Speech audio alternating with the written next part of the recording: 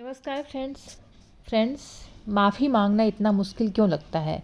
अमेरिकी शोधकर्ता लिसा लियोपोल्ड कहते हैं कि लोग माफ़ी भी ऐसे मांगते हैं कि जैसे एहसान कर रहे हैं। लिसा कहती हैं कुछ दिनों पहले उनके दोस्त की सोशल मीडिया पर सॉरी मैसेज मिला, यानी लोग एक शब्द भी पूरा नहीं लिखते थे, SRY करके इन्होंने सॉरी शब्द भेजा।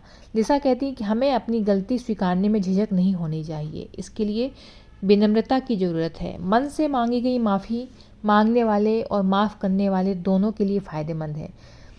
मनोवैज्ञानिक करीना कहती हैं कि प्रभावी माफ़ी के लिए दूसरे व्यक्ति की भावनाओं और ज़रूरतों पर भी ध्यान देना चाहिए। माफ़ी को असरदार कैसे बनाएं, तो आइए जानते हैं एक्सपर्ट क्या कहते हैं। जैसे इच्छा जताना ही काफ़ी नहीं, माफ़ी मांगना चाहता हूँ कहने से बेहतर माफ़ी मांग लेना है। लिसा कहती है कि माफ़ी मांगने की इच्छा जताना काफ़ी नहीं है, इसलिए मैं क्षमा चाहता हूँ या मुझे माफ़ करें कहना सही होगा। मैं शब्द का इस्तेमाल जिम्मेदारी के एहसास के साथ माफ़ी को मजबूत करता है। जैसे विवाद के बाद ऐसा नहीं होना चाहिए कि जगह ये कहना प्रभावी होगा कि आज सुबह मैं गुस्सा हुआ, इसके लिए मुझे खेद है, मुझे माफ़ करें। दूसरा, गलती का बचाव न करें। केंटुकी यूनिवर्सिटी में management expert doctor Beth pollen कहते हैं कि अपनी बात रखना ज़रूरी है, पर इसे ज़्यादा ना फैलाएं, किसी तरह का बहाना ना बनाएं। माफ़ी बचाव के लिए नहीं होनी चाहिए। शर्त जोड़कर कुछ ना कहें, जैसे ये कहना अगर मेरी बात से किसी को ठेस पहुंची है तो मैं माफ़ी मांगता हूँ। इसका मतलब ये है कि कोई पीड़ित नहीं हुआ होगा, इसलिए कोई गलती भी नहीं हुई। ये तरीका माफ़ी को कमज़ोर करता है।